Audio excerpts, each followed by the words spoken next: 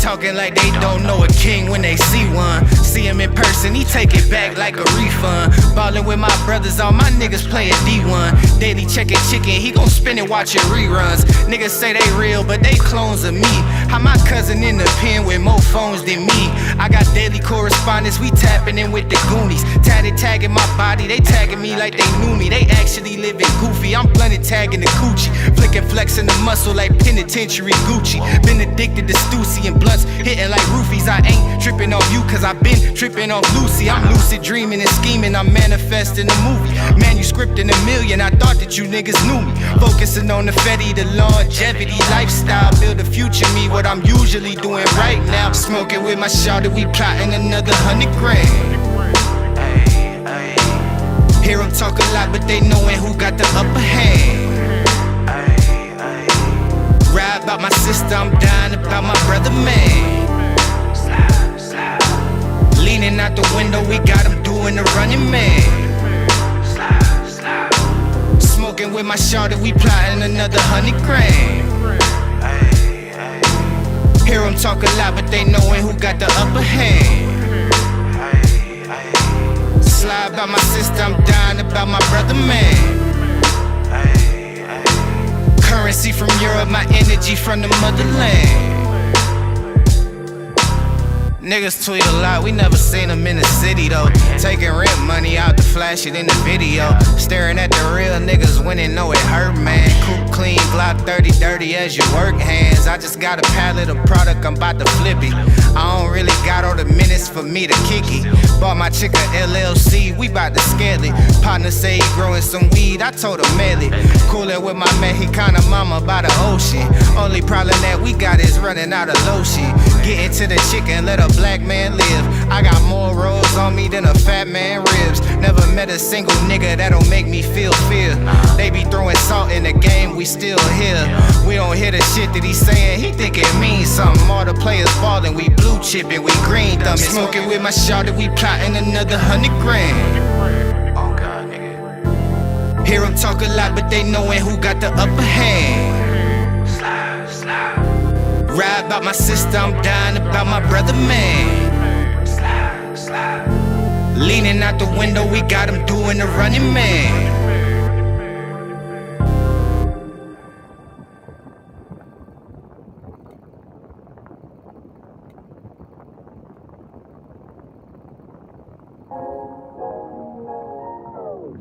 Your eyes tell me that you don't wanna leave just yet. No, my eyes agree. It's almost like when we first met. Oh, I don't care, it's getting too late. I want you and I can't wait. Don't wanna spend a minute without you. I know you feel the same. So come on, give me love. I'ma show you how to move with my body. Come hit me with your touch and make me wanna say, damn. And yeah, you know what's up. Ain't nothing I won't do for your body. So give me all you got right now. I know I'm yours, baby. So come give me love. You know you're mine, baby. So come give me love. I never felt nothing quite like this. I get a high every time we kiss. Can't get enough, baby. So come give me love. All of your love, I can't fake it. When I'm with you, my legs go weak, yeah. Can you hear it? I think my heart just skipped a beat, yeah. This feeling is getting so strong. Love me till the morning, love me all night long. There's something special about you. You're the one that I want. So come on, give me love. I'ma show you how to move with my body. Come hit me with your touch and make me wanna say. Alright, y'all know how this goes. This is the disclaimer. Everything I'm reporting has already been reported by a bigger group, so go after them, not me. I ain't got no money. This is all about my opinion and what actually happened. I'm going by facts, so like I said one more time, don't come for me. Alright, that's it. Let's begin. Where the hell's our intro? God dang it. Damn it, I forgot how. Oh, there it is. Never mind. Let's get it. light, let's get it. Green light, let's get it. Green light, let's get it. I'm the future, I'm in it. Check score, I'm winning. Green light, let's get it. I just win. I'm on 10. All right, what's up? Oh, Lord, let me put that down because you already know there's going to be mess. Oh, Lord, I did that again. And down again. I'm standing. You see my legs. Hold on. Give me a second so I can get back. I got to change my hotkeys. As always, I forget to do that mess. Give me just a minute. Oh, Lord. Can't believe I did this mess. All right, one moment. I'm just getting back into position. All right, there we go. I had to get down. All right, so anyways, hey, how you doing? As always, let me go ahead and introduce myself. I'm Kisu. If you don't already know, now you know. Moving on, let me go ahead and greet everybody. Let me see here now. Hello, motherfucker. Hi. And hello. So, anyways, let's get into it because you know how I do. I got to get out the little tea first to get the first people interested. So, check this out. And then the smoke got me. So, y'all remember him? Rapper Sean Kingston to be sentenced for $1 million fraud scheme in South Florida. Out of all the damn places you had to go, you went to Florida and you took your mama through it. I don't know what to tell you. So anyways, rapper Sean Kingston, also known as Keyshawn Paul Anderson, is set to be, why the hell would you go with Sean Kingston instead of your name? Oh, okay, anyways, is set to be sentenced in South Florida for his involvement in a $1 million fraud scheme. He and his mother, Janice Eleanor Turner, there's a lot of questions I got here, were convicted of conspiracy to commit wire fraud and multiple counts of wire fraud by a federal jury in March. While Turner received a 5-year prison sentence last month, Kingston's sentencing was postponed. Fraudulent activity. What you do? Did you get a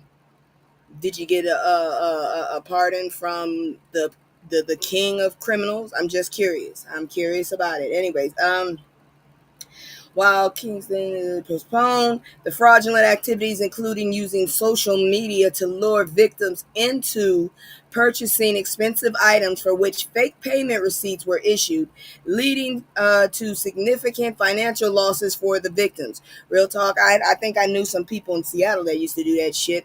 They tried to pull me into it, but my whole thing is, nah, if I was to do something fraudulent, it wouldn't be on a federal level because you ain't getting my ass, god dang it. I'm leaving the damn country and I'm going for huge stuff if I'm going to be a goddamn criminal.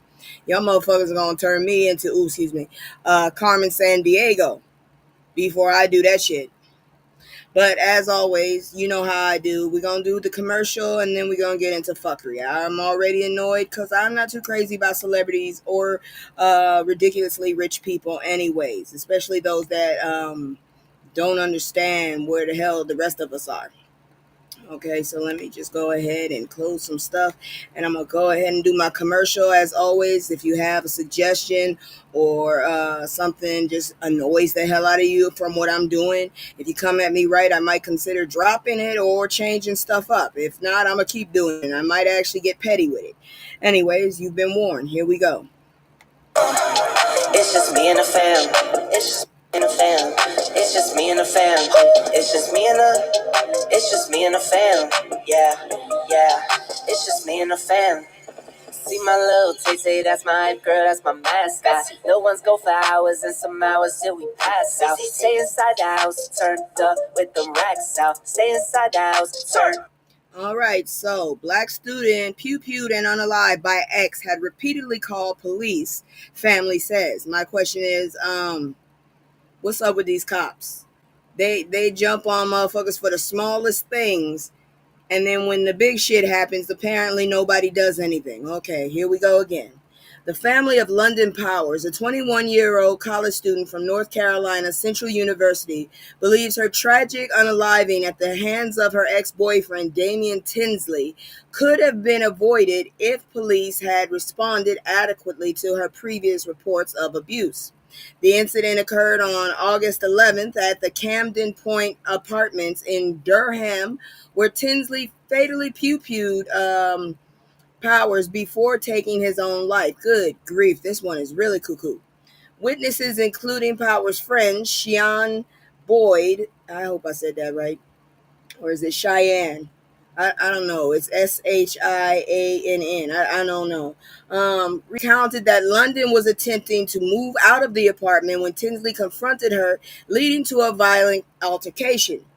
Powers' mother, Tia, emphasized that her daughter had alerted the police multiple times regarding Tinsley's abusive behavior, including a prior incident where he pew-pewed at her, which narrowly missed. Tia expressed frustration over the police's lack of decisive action when receiving calls from individuals in danger.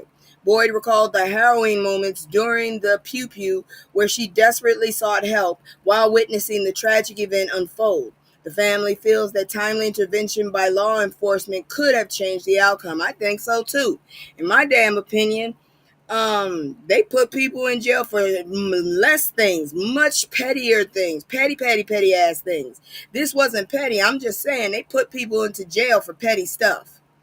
But when you really need somebody to take action and actually save a person that ain't rich or could you know benefit you, which is not really your job in the first place, you sit back and you don't know what the hell to do. I'm so sick of this shit. North Carolina Central University honored Powers as a vibrant and driven student with a deep commitment to social work. She was actively involved in a campus life and held the position of event coordinator for the NCCU Social Work Society for the upcoming academic year. Powers, who hailed from Washington, D.C., had ambitions of pursuing a Master's of Social Work degree with a focus on adolescent and mental health, which we need, demonstrating her passion for helping others. The university's statement highlighted her dedication and the significant impact she had on her peers and the community. Can someone please tell me, where the hell did that boyfriend come from? Why is he so off that he had to take her and him out? That's just a waste of potential. Poor girl. She had so much going for her, and here comes this ignorant bastard because he couldn't keep up with her or something. I don't know. God dang it. And then he took himself out. I don't know what to tell you, but that's some ignorant ass shit. And I pray for her family and her soul. I mean, she could have done so much for the community. I don't know why these motherfuckers do this shit. It's like you're sitting up there, you don't even realize the harm you're doing to your own communities. Just one person can affect people. Hey, Terry, shouldn't you be asleep? Well, hang on and tell me later. I'm about to owe you awake. That's what I'm saying.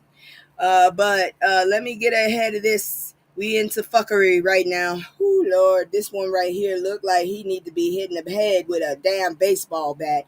Let's check this one out. Oh, boy. Inmate charged with strangling wife to unalivement during overnight prison visit. Why are they getting prison visits like that? I understand that they're trying to show some humanity, but I don't think it needs to be overnight, especially if he's in prison. There's a reason for that. I really think this one could have been avoided. So, a California man named David Brinson, who is already serving a life sentence for 4 unalive. Really? Y'all just didn't want that lady to live, because seriously, this man is sentenced to life. First, that's a one flag, one red flag, one red flag. Second, not only for one unalivement, but four of them. He shouldn't be touching nobody. He has been charged with the unalivement of his wife, Stephanie Diane Dowles, during a family visit at Mule Creek State Prison.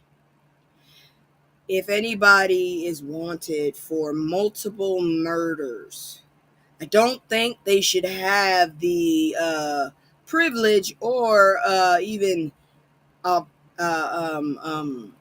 option to be in contact with anyone. I'm just saying. Jesus. The incident took place in November 2024, and Brinson reported to prison officials that Dowles had passed out during their visit. I think I reported on this earlier. Despite officers attempting life-saving measures, she was pronounced unalived on her and her death had been classified as a homicide by strangulation. Following the announcement of the murder charge, Dowell's family attorney Michael Oppenheimer. Oh, we already know this is a telltale here, right here. Oh, good lord! Expressed a desire for justice. Did you really? He acknowledged that while nothing can reverse the tragedy of Dowell's death, the charge against Brinson marks a significant step towards accountability. This dude is already in jail for life. What else could you do other than just put him out of his misery? And he might want that. This dude don't look too smart. Jesus. I think one eye is bigger than the other. Oh, Lord have mercy. Oppenheimer criticized the circumstances surrounding the unaliving, suggesting that they could have been prevented by the state. Yeah, this dude is wanted for 4 murders. He should not be allowed any contact, let alone overnight. Oh, Lord. Brinson has not yet entered a plea regarding the murder charge and is expected to be arraigned on September 19th. His background includes a conviction in 1993 for unaliving 4 men during a robbery, for which he is serving 4 consecutive life sentences without the possibility of parole. The case continues to draw attention, highlighting issues related to violent crimes in the justice system in California. I don't know what to tell you. This dude look off as hell as it is. And I really do believe I reported that he strangled his wife. My whole thing is 4 unalivements. He's in there for a life sentence. Nope. Why would you do this? Why would you let this man have conjugal visits? Because that's what it is. Let's just say what it is. Oh, Lord have mercy. Whose fault is that? Really, whose goddamn fault is that? Oh my God. Sometimes the fuckery could be very, very preventable. It's just common sense. Why would you do that? It's just like telling Cannibal Lecter to take his ass over to a daycare. You just giving him veal. Oh, Lord Jesus.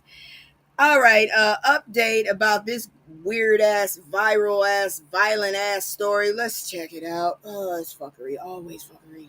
Emotional content. So you remember that young man with the locks, and he was sitting in his car, very defiant, and all of a sudden he got smacked the hell out by the cops after they punched the goddamn glass. I'm sitting up here like, how angry are you? How authoritarian are you that you just bust the whole glass like that, you ignorant bastard? Anyway, so no charges for a deputy who punched, I thought he slapped him, but he apparently punched black college student during traffic stop. Why does he need to be punched, though? That's all I want to know. Why does he need to be punched? Fuckers. So, Florida prosecutors have decided not to file charges against a sheriff deputy involved in the violent arrest of William McNeil Jr., a 22-year-old black college student. McNeil was stopped on February 19th for allegedly not turning on his high headlights and not wearing a seatbelt. Okay, I can understand the seatbelt, but come on, the headlights, what the hell was going on with the headlights?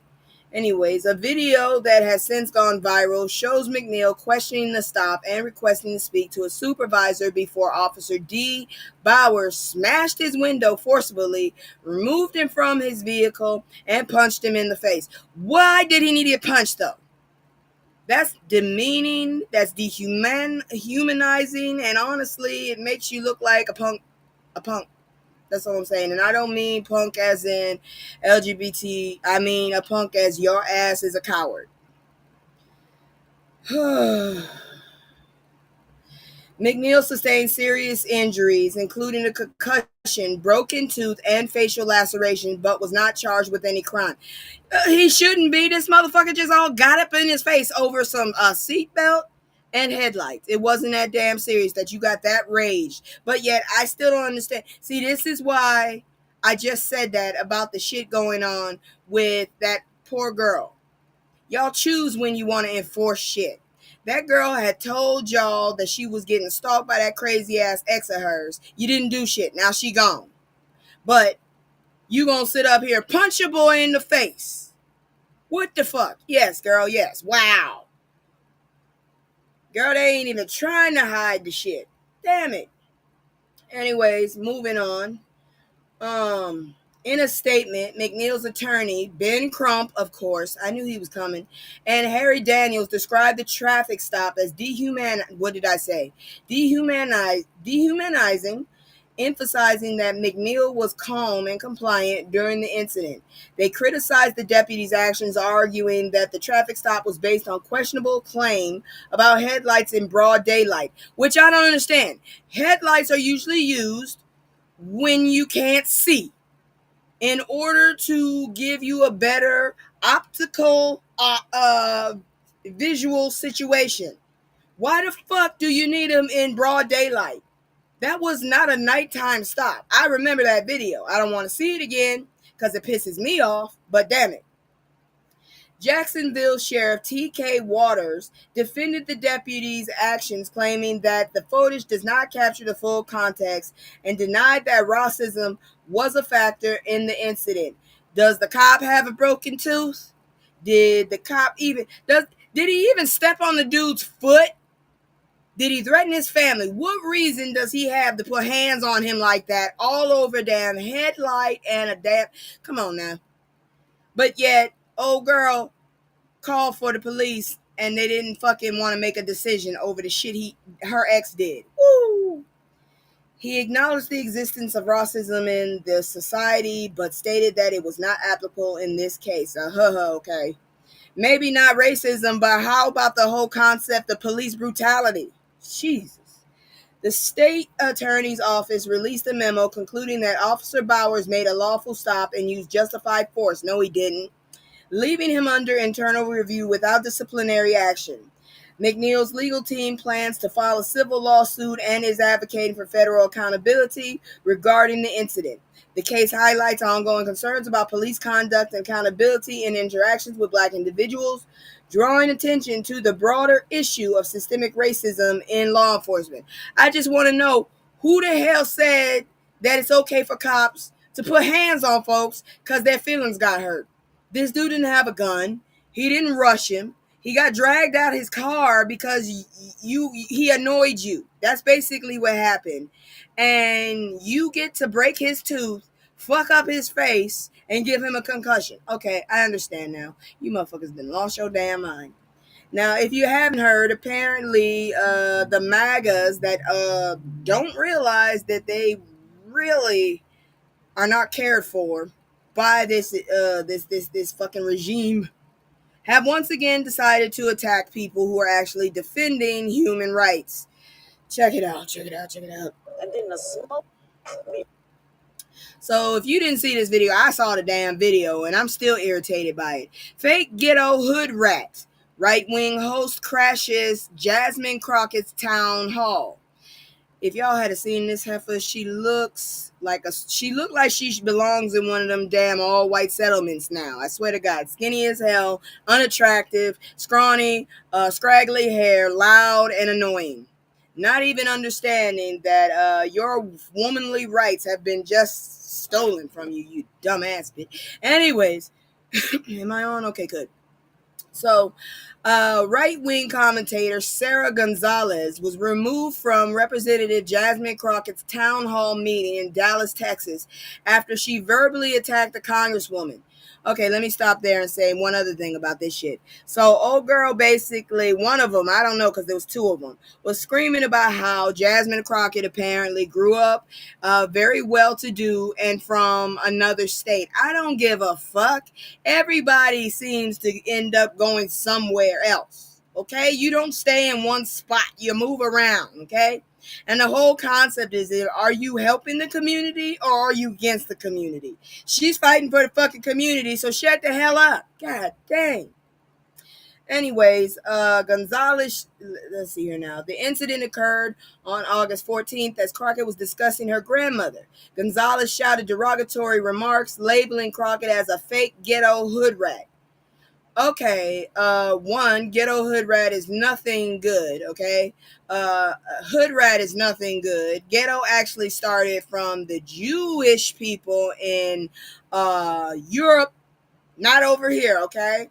And if she's fake, then that's great. That's great because that means she's not one. Because don't nobody want a damn hood rat around them. Shit. And questioning her background as a wealthy individual from Missouri. I don't give a shit. Is she helping the community again? The outburst led to immediate backlash from the audience, who expressed their outrage and demanded Gonzalez exit the event. Shit. The first person that got in her face was a white lady, so she can't say shit. I mean, that woman got way up there. I could see that woman's eyeballs. That's how close she was to this jackass. And they just told her ass to get the hell out. One person said, "Bye, bitch. I heard it. I don't know who said it, but I heard it, and it was funny as hell." The audience reacted strongly to Gonzalez's comments, with several attendees shouting for her to leave. As security escorted her out, Gonzalez continued to resist and verbally confront the officers. She questioned their pride in handling the situation and expressed her displeasure at being removed. Don't nobody want an asshole in their room. Shit, I told you before, I have a goddamn cousin. She has a shit-eating grin. When I see that grin, I leave. About 5 minutes after I left the damn room, there was a fight, okay? That's what you do. You leave. Nobody want to be in there for a fight. Shit. That shit, we fighting for our lives out here. She questioned their pride, blah, blah, blah.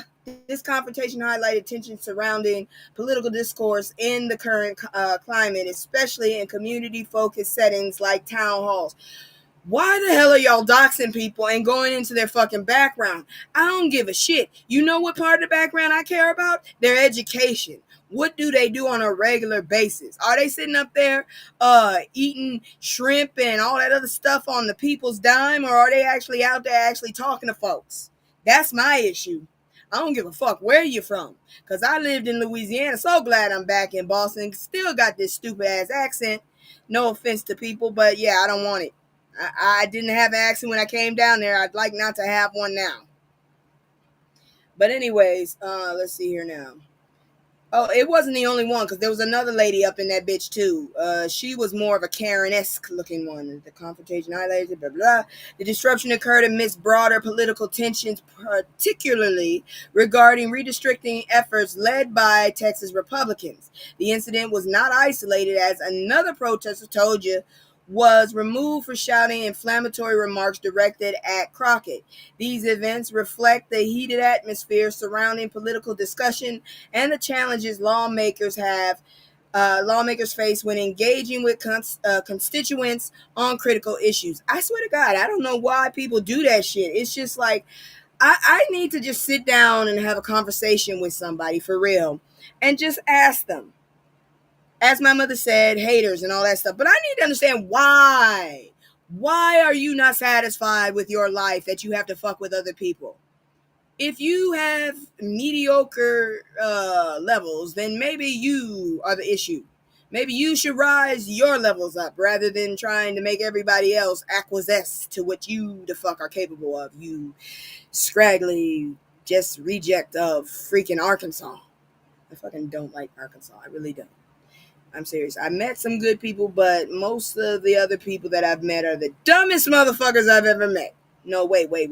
They were from Oklahoma. Never mind. I stand where I said. I have met some dumbass people from Arkansas and some very dumbass people from West Virginia. I'm so sorry if you know someone from there, but the people I'm sitting up here like, why are you still getting hurt? I don't know. I can't. Somebody break your goddamn body limb and your ass sitting up here taking it. I can't with you. I just can't. Moving on, because the fuckery gets more stupid. Oh, Jesus Christ. I hate this shit. All right, check it out. And then the smoke got me. So, black father pew-pewed and unalived during Facebook live stream. This is fucked up. People just don't have no respect. So a Chicago father, Kevin Watson, was tragically pew-pewed and unalived while sitting in his parked vehicle during a Facebook live stream on August 14th. The incident occurred around 6:14 p.m. on West Madison Street in South Austin neighborhood. Watson, 40, was taken to a nearby hospital but was pronounced dead due to a shot wound to the chest, as confirmed by Cook County medical examiner. Watson's friend, Alvin Jackson, witnessed the pew-pewing and provided details about the event leading up to the incident. According to Jackson, Watson had spoken to someone before returning to his car, where he was approached and pew-pewed. I really hate these damn words. He described a struggle over the force multiplier, indicating that the situation escalated quickly and tragically. As of August 16th, police are still searching for the Pew Pew person, and no arrests have been made. In connection with the case, Watson's chain inscribed with the name Tug was found at the scene and is now part of the investigation. Watson leaves behind a 7-year-old son, highlighting the personal tragedy of this violent act. Why would you do this shit? What the hell did this man do that he deserved this kind of retribution? I swear to God, just smack the motherfucker and keep walking if he did something rude and just disrespectful. Good grief, smack his ass and go report his ass. I don't think you needed to take this man out. Now we got a child that has no father. A child that apparently has a father that is in his life. I don't know. They didn't say it, but they're pointing to it. And if you got a father in your life, that's a great thing to have. Shit. Moving on, cause here's some more fuckery for you. Things to know about the indictment against the New Orleans mayor. What the hell she do?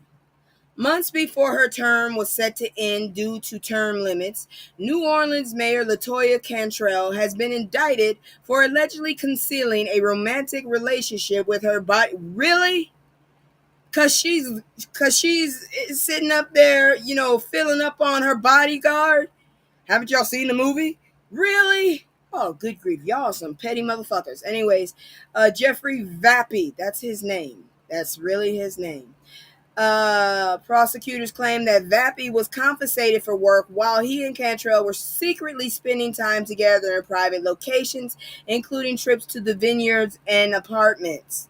Well, he is her bodyguard. I'm just saying. I don't know what to say. God dang it. This is a weird ass situation. The indictment details the nature of their communication, which involved encrypted messages on WhatsApp. See, this is why I don't stay on WhatsApp. I downloaded it once and I got the hell out of that bitch. See? Anyways, WhatsApp, that were subsequently deleted. Cantrell faces charges of conspiracy, fraud, and obstruction, while Vappy has not pleaded guilty to wire fraud and making false statements. I mean, what statements? I don't get it. This is what I don't get. If she's in a private, like if she's somewhere private and he's her bodyguard, isn't that like being a bodyguard? I don't get it. I really don't. Somebody's gonna have to sit down and talk to me about this. I don't get it.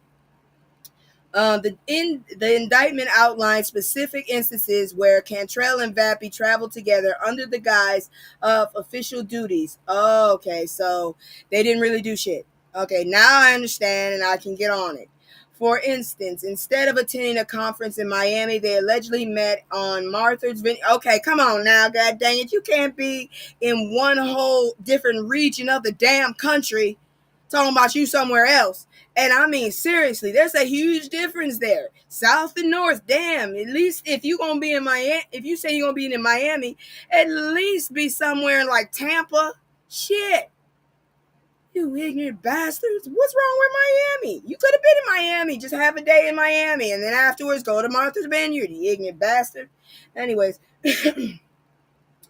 With the city covering Vappy's travel expenses, Cantrell described these trips as spent as truly alone with Vappy, and taxpayers ultimately paid over $70,000 for his travel. See, now I have an issue with that shit. That's somebody else's goddamn money, you ignorant bastards. The prosecution also noted that the couple exchanged over 15,000 messages on WhatsApp. I can't talk to nobody that damn much, and I'm a motor mouth. That's horrible. Oh my God, I wouldn't know what to do if I saw that many damn text messages. Oh, you got to stop. Which included attempts to delete evidence and mislead federal agents. This aspect of the case highlights the extent to which they allegedly went to conceal their relationship. Now, see, I'm all ready to fight for another black person, but when you wrong, you wrong. So you owe these motherfuckers. That's all I can say. Cantrell's indictment marks a significant moment in New Orleans' political history, as she is the first city mayor to face such charges. Damn, you might have ruined it for every black woman in New Orleans forever. Jackass. Her administration, which began strong with public support, faced various challenges, including criticism for luxury travel and went to your head, heifer, and inadequate disaster response. The case fits into a broader pattern of corruption in New Orleans, a city that has seen numerous public official charged with crimes over the years, from former Mayor Ray Nagin's prison sentence to corruption to various cases involving law enforcement. The indictment against Cantrell underscores ongoing issues and accountability and transparency in local governance. How many times have I told y'all that Louisiana is corrupt? I'm not playing around. The damn state is corrupt. I said what I said. God dang it. The only time they ever had a surplus was when they had that damn Governor Edwards. Now that shit is gone, and these bastards are trying to fuck up everything like drunks. Now here's the next story. Make no damn sense in my opinion. I don't know why she did this stupid ass shit, but yeah. This makes me emotional. Emotion. Content. So mom arrested after firing force multiplier to break up a fight. Is that all you can say is wow? To break up a fight at back, are you saying you better not be trying to send me a message? Do I need to call 911 or something? Please let me know. Like text me. Shit, I don't know what to tell you. You're scaring me. Anyways, break up a fight at back to school event. Can someone please tell me why? You couldn't just stop the fight. What did they have? Did they have knives? Because I don't understand why you needed to go to this point. You ignorant bastard. God dang. See, this is why we got issues now. So, a North Carolina mother, Therese Davis, age 34, you old enough to know better, has been charged for allegedly firing a weapon during a back-to-school event after her son had an argument with another child. The incident occurred on August 9th at the back-to-school health fair held at the C.W. Williams Community Health Center, which was attended by over 100 people, including children. Oh, this dumbass here. See, this is when you get the ninja situation. Davis has been charged with carrying a concealed weapon and creating a public terror threat. Yeah, I agree. That was a little too much, lady. Shit. Tell me you ghetto without being ghetto. God dang it. Is that a piercing in her cheek? I wonder how they do that. That looks painful. But either way, damn you. According to police reports, the altercation between Davis's son and another boy led to adult intervening, which escalated the situation. In response, Davis retrieved a Taurus G6 force multiplier from her backpack. Why was it in her backpack? And discharged 2 rounds into the air, intending to defuse.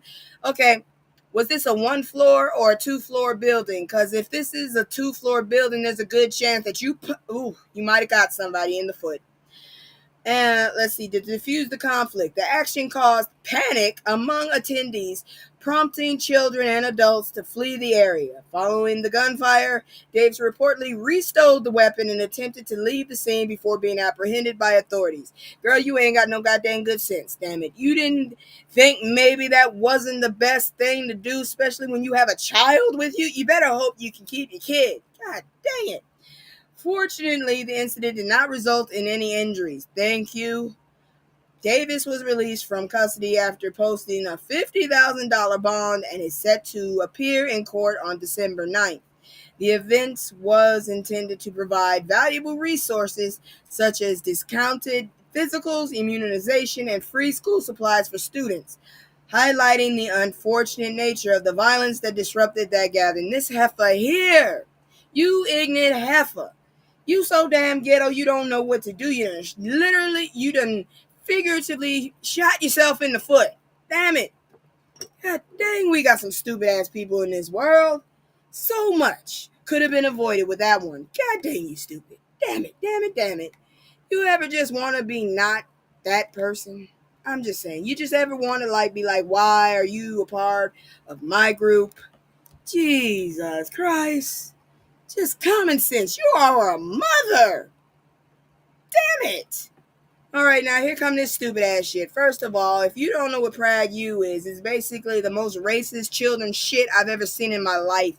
It's trying to cover up all the atrocities that these jackasses did to black people in the past, and some other stupid ass shit that they did.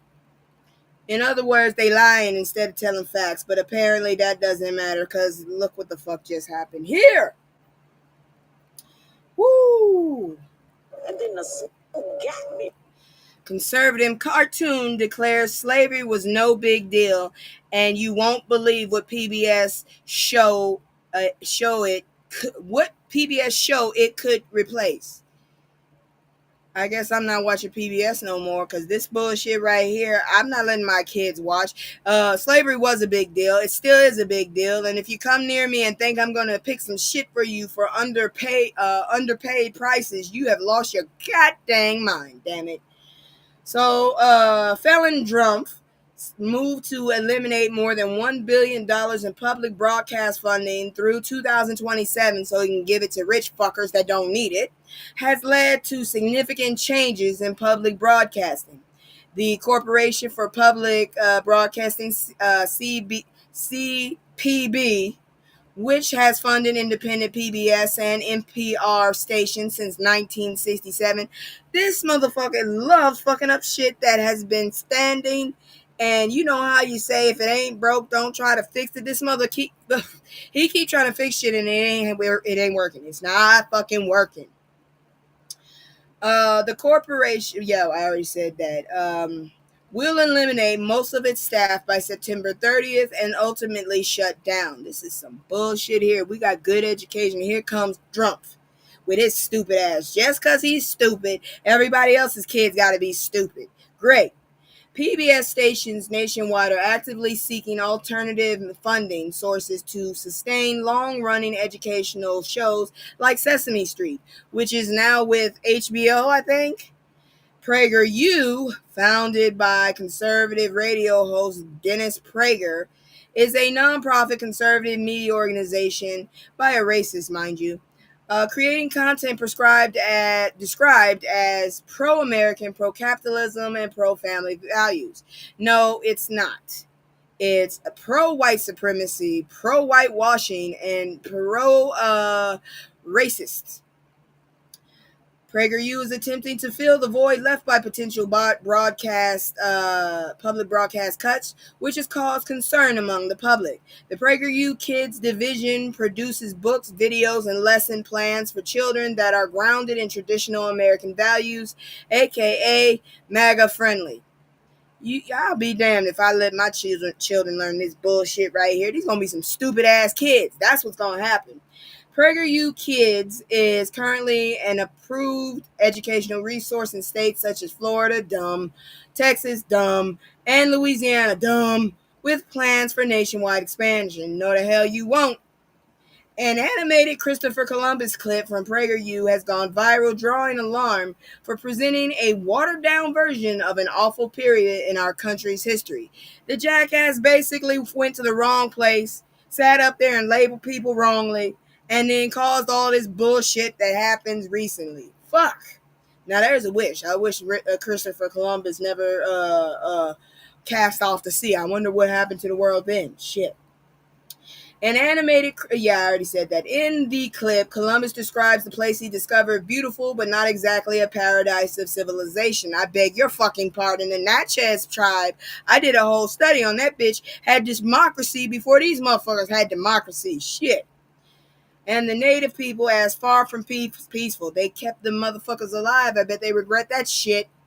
Cartoon Columbus claims some Native American tribes he encountered were cannibals, stating, no, they weren't.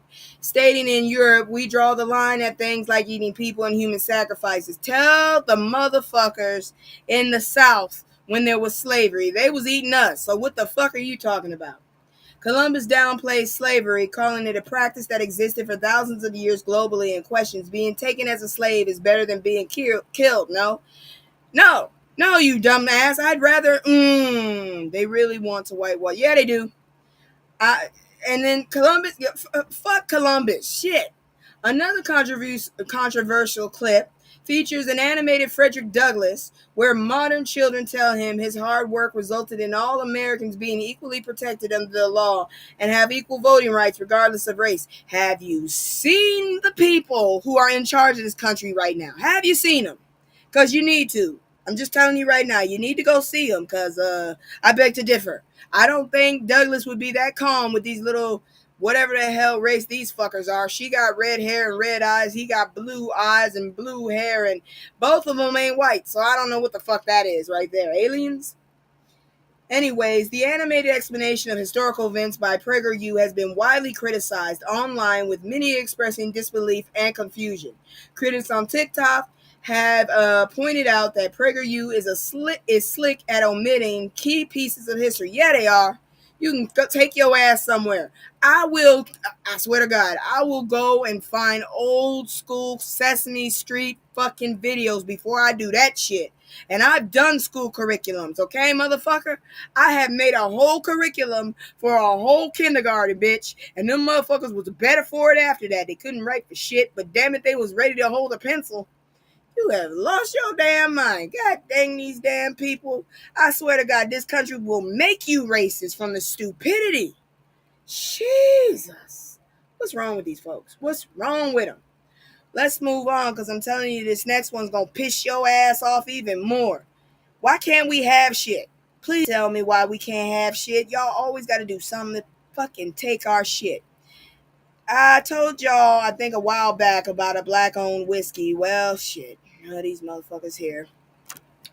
Let me go ahead and pull up the damn thing, because this is going to piss you off too. Motherfucker. Here we go. So Uncle Nearest CEO Fawn Weaver says team is unshaken by lawsuit and calls for customers to clear shelves. Weaver told her followers to clear the shelves of Uncle Nearest and say customers are showing support for the whiskey brand. I guess I'm going to be drinking me some Uncle Nearest once I find it.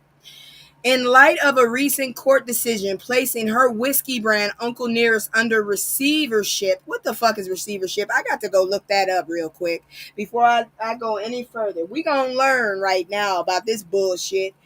Motherfucker, what the hell? It sounds a little bit like that bullshit guardianship, real talk. Hold on. I got to see it. Get the hell out the way. Shit, I don't care right now. I'm trying to report the news here. Damn, updates. Receivership. Sounds sneaky as hell to me. Receivership. There we go. So, receivership is a legal process for asset management and dispute resolution. It is a legal process where a court appoints a neutral third party known as a receiver. Oh, these motherfuckers trying to take her damn shit and give it to somebody else. You bullshit, dirty ass, racist. I know. Ooh. In light of a...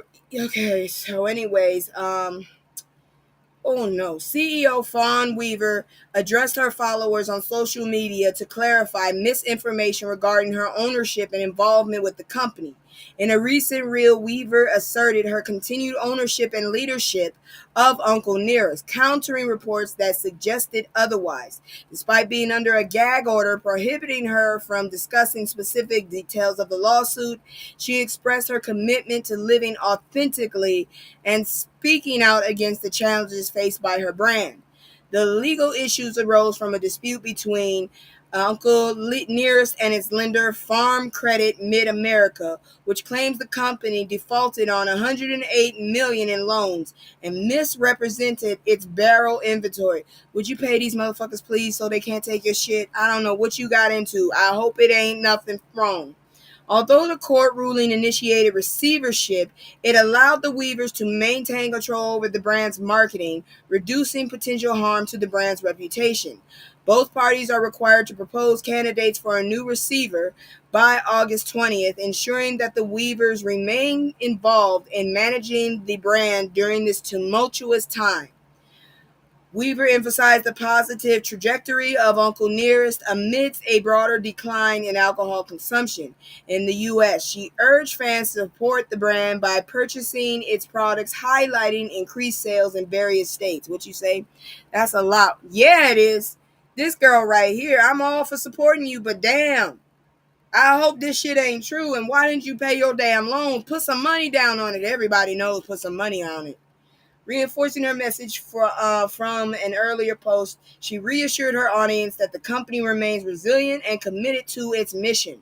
Weaver concluded by proposing to keep the followers informed by any changes in the company's status, underscoring the importance of transparency and direct communication. At this point, I'm sorry, but when people say transparency, it kind of scares the shit out of me. It really does.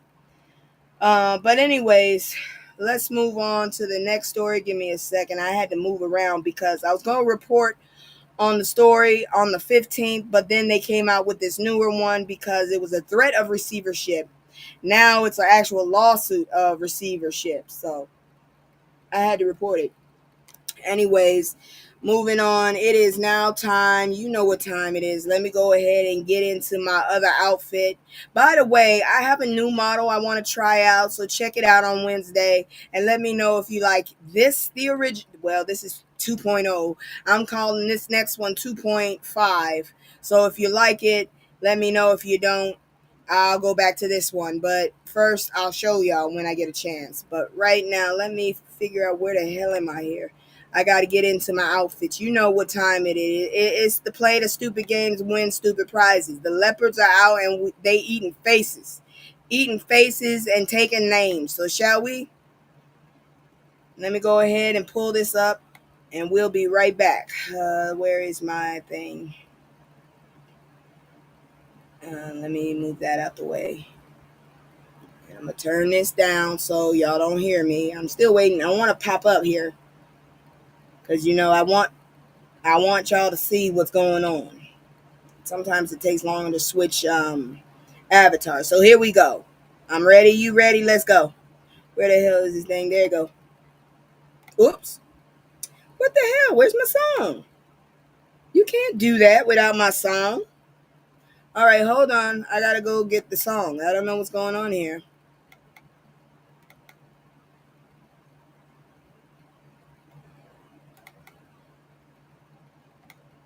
All right, I'll be right back. I gotta go find it because we can't have it without the song. I told you.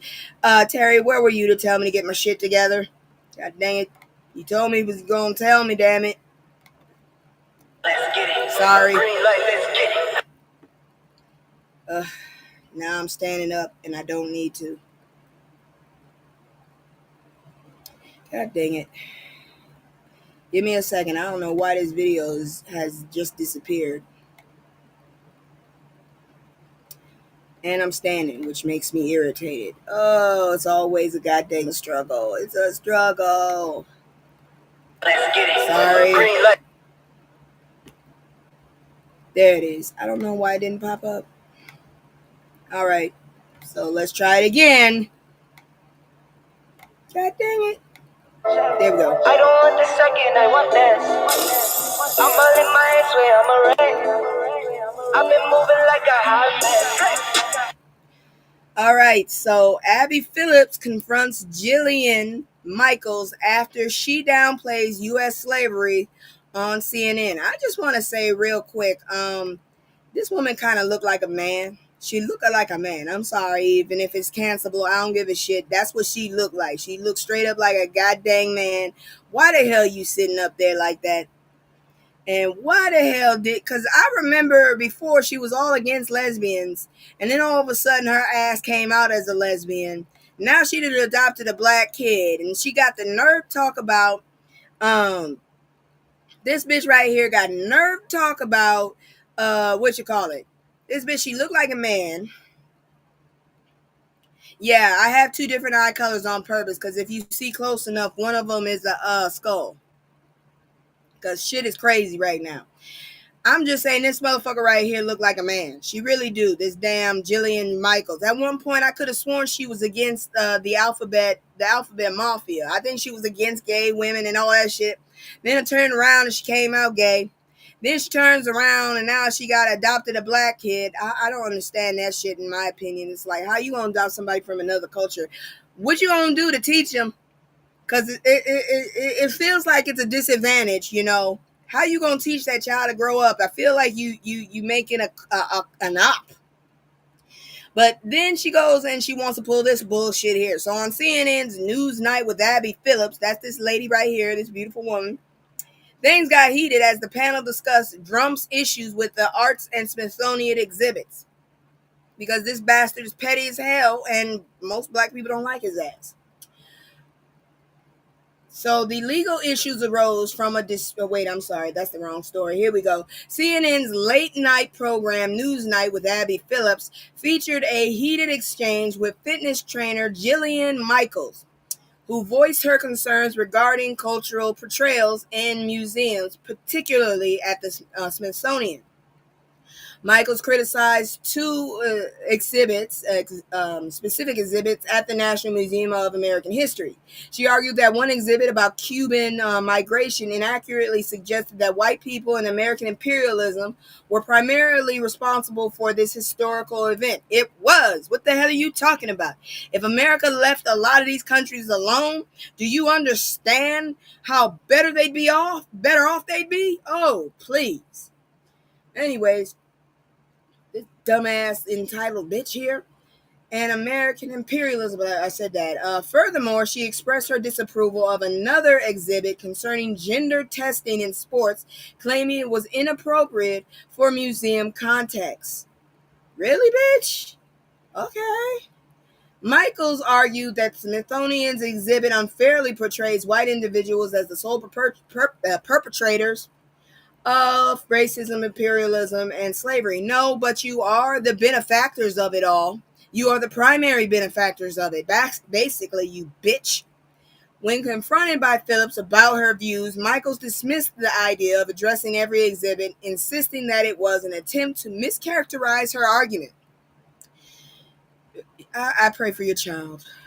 She contended that slavery's prevalence was overstated and emphasized that only a small percentage of white Americans owned slaves, which they went ahead and gave to other family members when they died, jackass. This perspective minimized the historical significance and impact of slavery, as well as the systemic racism that continues to affect American society. Michaels, why don't you go stand outside for a while and sunbathe, where there's no UV protection? Michael's remarks sparked broader conversations about America's self-perception and historical narratives. While she attempted to clarify her viewpoints, particularly regarding Cuba, her rhetoric highlighted a trend of downplaying the significance of slavery and racism in American history. This perspective has the potential to deepen divisions within the country, reflecting a contentious atmosphere surrounding discussions of race and historical accountability. The exchange illustrates the complexities and challenges in grappling with America's cultural identity in the contemporary discourse. I have said it for many a years that America needs to leave motherfuckers alone. Really, they do. Leave other countries the fuck alone. Shit. Work on us. Maybe we'd be better off then, because right now we got a dumbass in office. I don't know what else to tell you about that shit. Moving on. So, how a black-owned members-only club in Washington, D.C. is responding to Trump's police force takeover. Because, let me see. And have several seats, Michaels. Yes, she do. She need to have several seats. I'm telling you, the bitch at one point was like a gung-ho against lesbianism. Now she's a lesbian. And then she went and adopted. Why? Why did you go ahead and adopt a black child if that's the view you have? Why? Oh, I hate when they do that shit and they ain't got no damn sense. Let's see. Amid concerns of a potential police state following felon Trump's declaration of a public safety emergency in D.C. Oh, by the way, did you hear he's trying to turn the FBI into basically federal cops? What kind of bullshit is this? The Gathering Spot, a black-owned private membership club, has launched a Safe House initiative.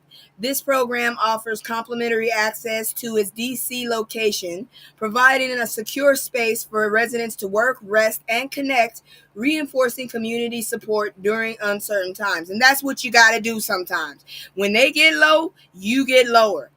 And provide a way.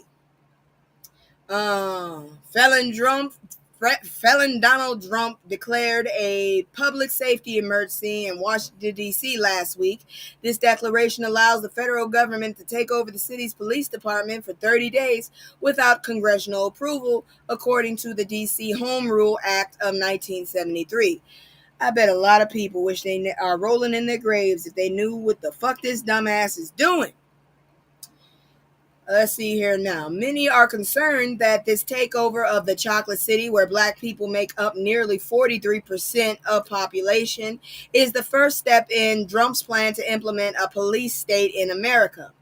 The Gathering Spot is a black-owned private membership club with locations in D.C., Atlanta, and Los Angeles. Trump is really targeting black neighborhoods in D.C.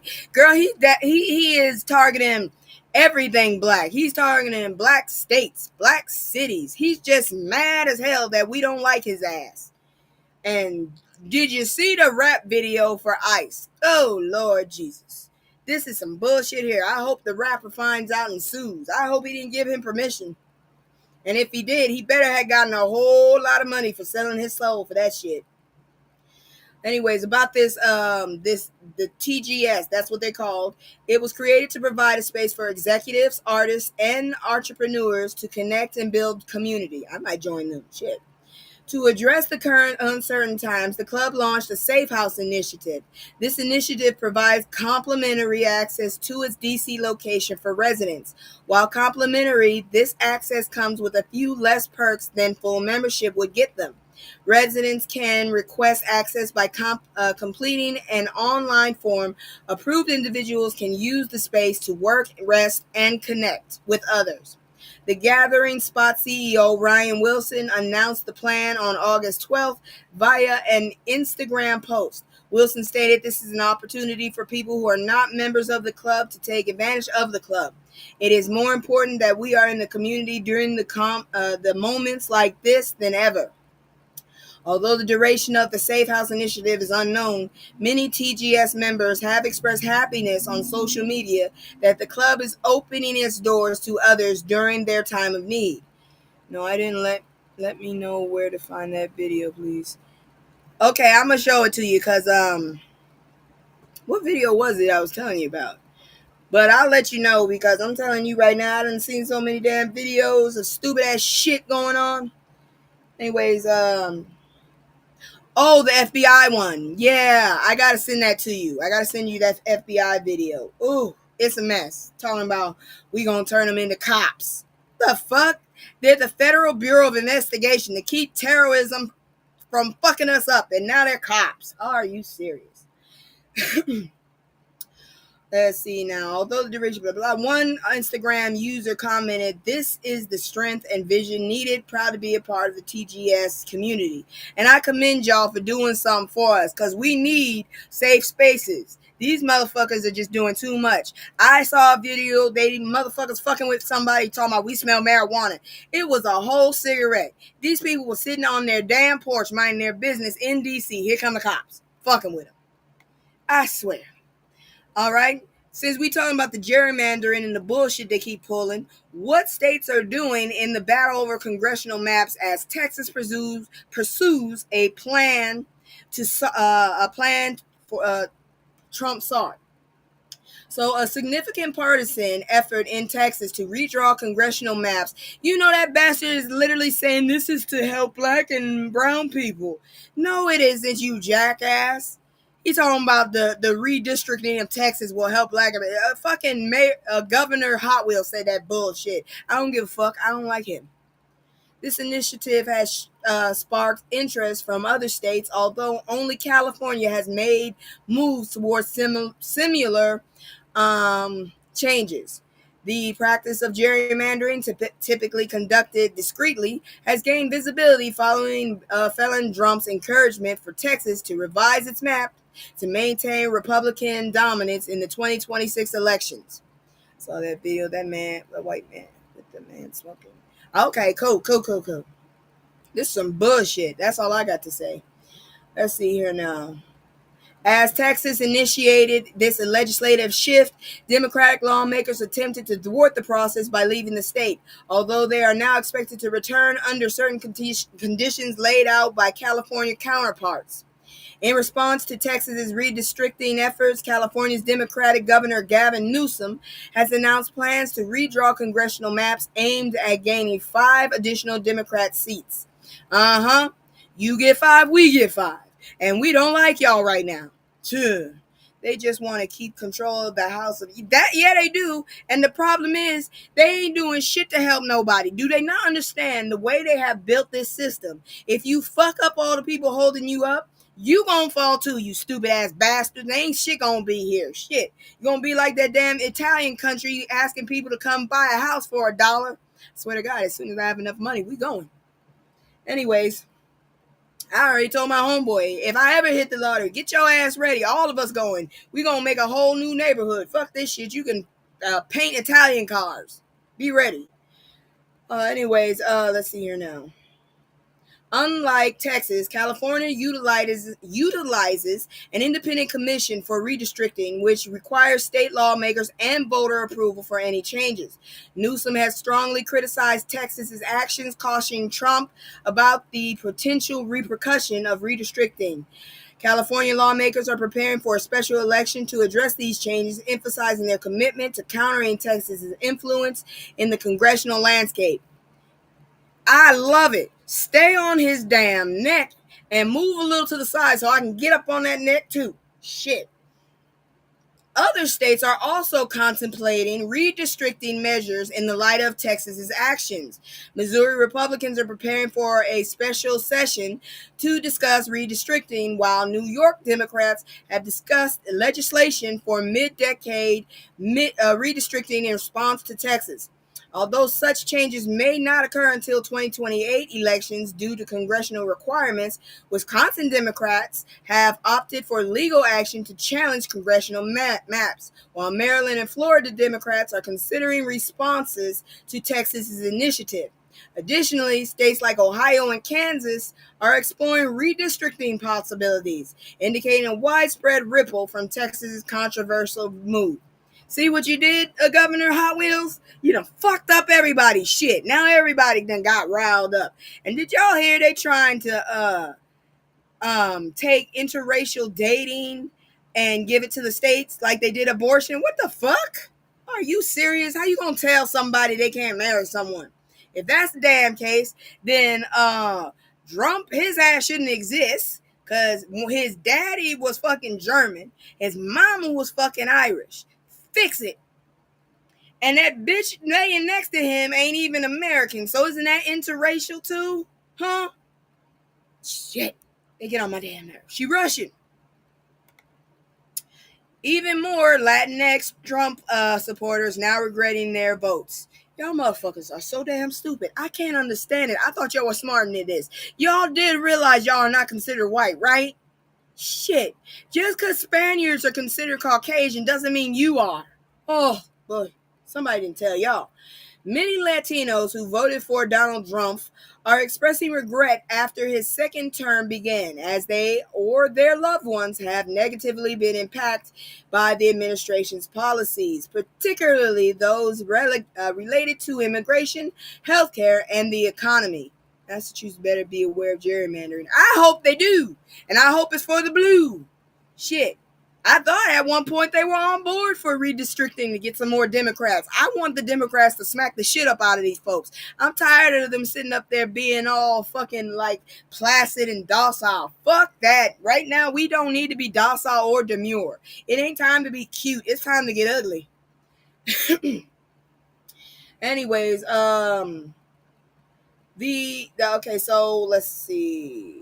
So many of the 46% of Latinos who voted for Donald Trump in this second term are now expressing buyer's remorse. Yeah, damn well, please, you better, because I didn't pay for none of this shit, and I got it too.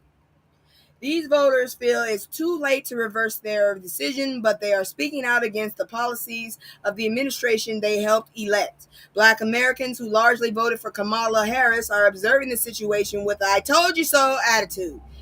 No, we ain't. Right now, we looking at them as like, fuck around and find out. Latinos didn't want to heed our warning. Exactly. We told y'all asses a long time ago. No, we ain't saying I told you so. We just sitting here watching you. It's schadenfreude. That's what we doing right here. George and Esmeralda Doiles, a U.S. citizen couple, both Trump voters, in 2020 and 2024, dumbasses, were allegedly racially profiled by Border Patrol, had their car searched, and were accused of being undocumented on their way to a dentist appointment. George Doiles regrets his vote, stating, Trump lied to us about going after the worst of the worst and stole our vote. Dummy, that's what he said. Did he not say, I don't care about you, I just want your vote? He said that shit.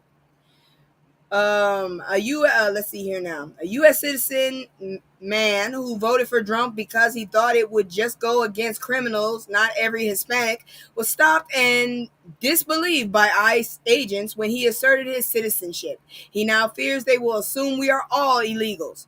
You did it. We told you not to. Deborah Ray and Martin Verdi, a couple who voted for Trump in 2024 for his get tough on undocumented immigrants stance, now visit their son, a green card holder, at a detention facility after he was detained by ICE. You did that to your son. Let's see here now. At Sensational 5 on TikTok, this TikTok user, a Trump voter, faced backlash after revealing her own father had been deported, stating blindfolds were ripped off my eyes and no one deserves to go through something like this behind bars. Oh, when it happens to you, now you want to say something. Boxer Ryan Garcia. After publicly endorsing Donald Trump for 2024, the Mexican boxer expressed regret following ICE raids in Los Angeles, stating, I may have voted for Trump, but I can't stay silent about what's happening with ICE in LA. Ripping them away from their homes is not just policy, it's pain. Duh! We've been told y'all asses this was gonna happen. You didn't listen. People saw me, okay? Tara can vouch. I was freaked out about this damn election. Shit.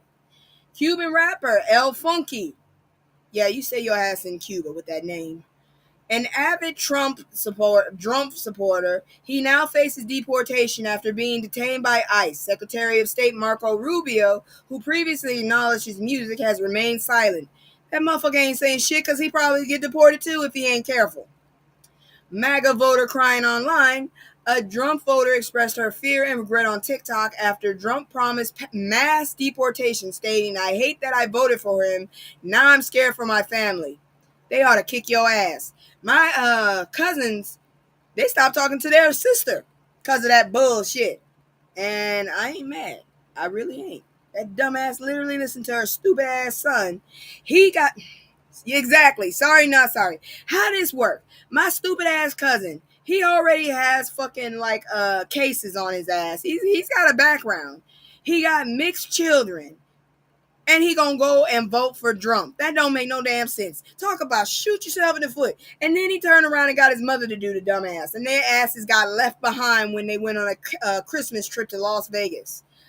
You dumbass motherfuckers, I ain't mad about it. Anyways, let's see here now. Venezuelans feel betrayed. You should, dumbass. You should have never voted. You should have listened to us. But no, you thought you were passing. After Trump rescinded the temporary protected status for hundreds of thousands of Venezuelan migrants, those who voted for him feel exploited, with Adelis Ferro, director of Venezuelan American Caucus, feeling beyond betrayed and stating they used us. Yeah, we told you. Lilian Paez, a Cuban mother and Trump voter, says she feels betrayed after her husband was sent back to Cuba, leaving her to care for their two children, one whom is paraplegic and struggling financially. Damn, you didn't have no sense. Irma Arredondo, yeah, 64-year-old Democrat who voted for Trump. You're a Democrat and you voted for Trump? God dang, you stupid. Due to his pro-life stance. Look, lady, I don't understand what everybody's obsession is with people's bodies that ain't theirs, but y'all need to let that shit go. If I don't want to bring life into this world, that's my choice. I personally am pro-life, but fuck, if I don't want to do it, I should have the choice. Anyways, pro-life now feels he is stabbing us in the back due to proposed cuts to Medicaid, which her entire household, including her daughter with cerebral palsy and sister with Turner syndrome, relies on. Damn, y'all shot yourselves in the foot. All your toes. You got all them damn toes. Representative Maria Elvira Salaraz, a drum supporter, she expressed being heartbroken over the White House deportation mandate, citing concerns about due process and determination of programs like CHNV. Drum rally goers, an unidentified woman who previously screamed "We love you" at a drum rally, now feels beyond betrayed, and they used us echoing sentiments within the Latinx community. I don't understand how he did such a shitty job the last time, and y'all dumbasses thought he was gonna do better this time. Shit, he's older and weaker. Damn. Florida Senator Iana Garcia, co-founder of Latinas for Trump and a longtime Republican, she expressed her deep disappointment in the administration's actions regarding deportation, stating, "I will not stand down." No, you will get shipped out. That's what they told you they was going to do, and you didn't listen, so you gave them the power. What you want us to do? I'm just waiting for the midterms. That's all I can do at this point. And I usually don't do voting midterms, but I'm ready for that shit now. God dang.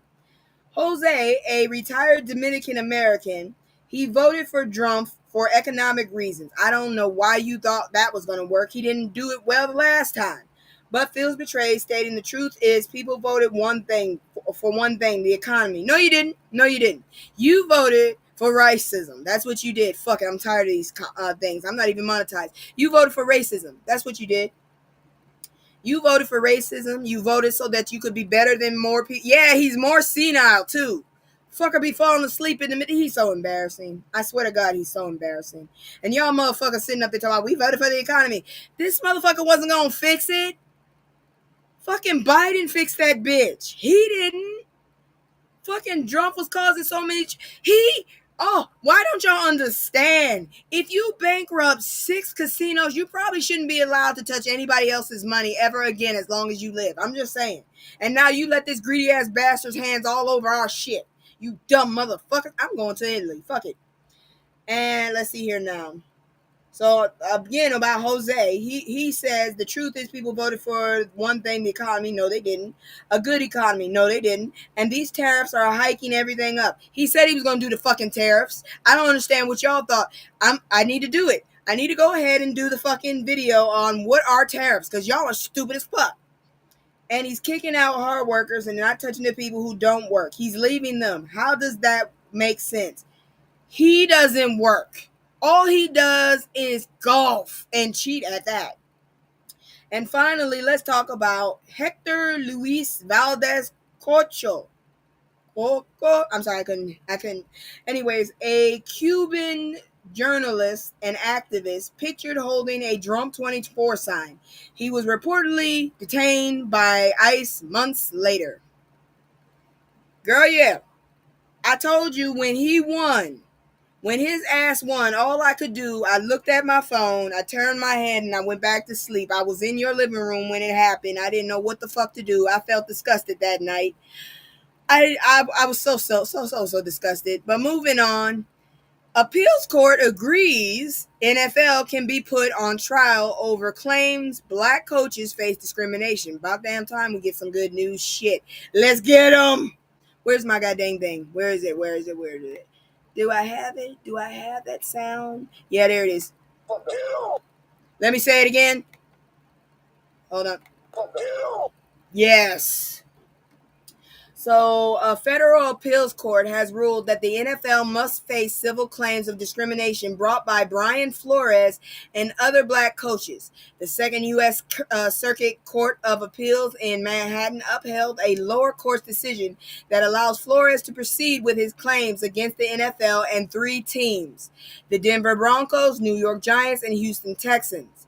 The court rejected the league's efforts to compel arbitration under the supervision of Commissioner Roger Goodell, stating that the NFL's arbitration process lacks crucial protection and does not conform to the standards set by federal arbitration acts. Brian Flores initially filed his lawsuit in February 2022, alleging that the NFL is permeated with racial discrimination. What the hell was that?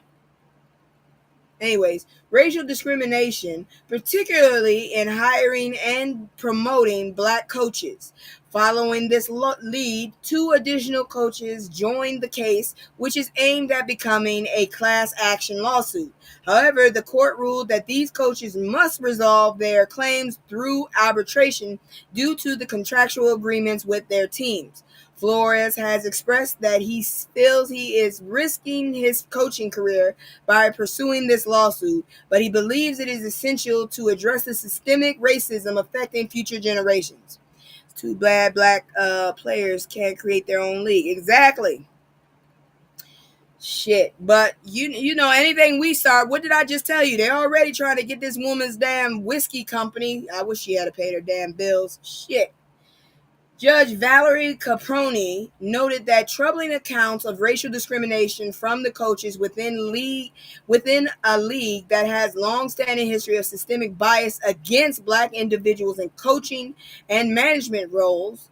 Despite the majority of professional football players being black, the representation of black coaches remains low. Flores currently the defense coordinator for the Minnesota Vikings, has previously coached for several NFL teams and has committed to challenging the status quo in pursuit of equity within the league. Hell yeah, we need more coaches too. Shit. I think we need to just I wish that that all of us black folks could get the fuck together and just unionize into a fucking group and just start pushing representation out in every fucking venue in this country. If it's a job, we should have somebody black there. It's a level, we should have somebody black there. If it's the very, very top, we should at least have somebody black somewhere up there. That's all I'm saying, damn it. We need to get to the point where we're damn near the FBI, god dang it. But we for black folks. That's what we need, damn it. Moving on to more bullshit. God damn. What's this next story? Okay, yeah. Federal judge rules against DOE's anti-DEI guidance in universities. About damn time we finally win one. The Department of Education sent universities several memos threatening to withhold federal funding from universities with DEI initiatives. Now they can't do that shit no more. And you gotta give them their money. A federal judge ruled against the DOE's memos threatening to withhold federal funding from universities with DEI inclusion initiatives. Judge Stephanie Gallagher found the memos illegal, stating they created undue fear among educators regarding their constitutionally protected rights. The ruling came after a lawsuit by the American Federation of Teachers and the American Sociological Association, challenging the DOE's actions that aim to curb DEI practices. While this decision marks a victory for DEI advocates, concerns remain about the lasting impact of the previous rollbacks and the administration's ongoing efforts against such programs in education. You know what? Y'all can kiss my ass, real talk. That's some bullshit right there. And it's good. You shouldn't be sitting up there. More diversity as long as there aren't any Uncle Toms and that group. Exactly. We definitely don't need no Tim Scotts. Definitely don't need no Tim Scotts. But we talking about this right here. This is some bullshit. You can literally ask AI, and AI will literally say that companies with more diversity are more lucrative, more progressive. Jesus Christ. I get so tired of these motherfuckers. It's like talking to a dumbass banging his head against the fucking wall, and you see blood and shit, but you can't get him to stop because stupid is just determined to prove himself right. Oh my goodness, this is so annoying. Next one on the docket. California governor vows to draw new maps to end the Trump presidency. I already see this shit coming right now. This motherfucker gonna run for president. He's probably gonna win. I just pray to God they don't get up in his ear. That's all I can say. Because motherfuckers be sitting up there looking like they're righteous and all this other shit, and all of a sudden they do a damn left turn and you don't know who the fuck you dealing with. Fucker turn around from He-Man to Skeletor. Anyways, let me see. Where was that? Okay, so Governor Gavin Newsom of California has announced plans to create a new congressional map intended to assist Democrats in regaining control of the House and ending the Trump presidency. In a tweet, he mocked it says former, I know it's not, but current felon Donald Trump for missing a deadline related to redistricting. Excuse me. Emphasizing that the new maps would be beautiful and historic. Newsom's statements come amid ongoing redistricting efforts in Texas, which are backed by Trump and could potentially increase Republican representation in Congress. The redistricting situation in Texas has sparked significant controversy as it is received to potentially disenfranchise voters of color and serves as a power grab by Trump and his allies. Texas Democrats have responded by leaving the state in an effort to block the proposed changes. Newsom issued a warning to Trump, stating that if red states continue their partisan remapping efforts, California will take action in retaliation. This move signals an escalating political battle over congressional representation. I'm so glad. I'm so sick and tired of these damn Democrats letting these motherfuckers run all over them. I'm sitting up here like, y'all see they doing this, right? And y'all ain't gonna do nothing. Y'all just gonna watch this shit keep happening. Okay, I see where we at now. That's the shit I get mad at. You know what I'm saying? Anyways,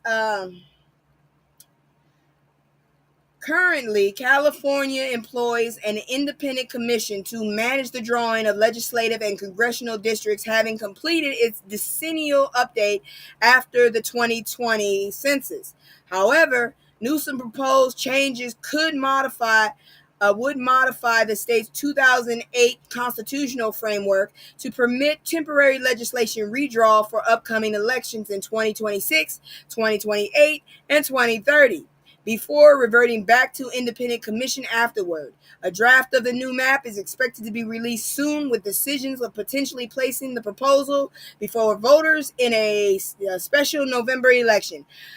I think it's going to happen, and I honestly am not mad about it. I really am not. I hope they do it, and if so, I hope the hell Trump shuts the fuck up and sits down. Why is he still alive?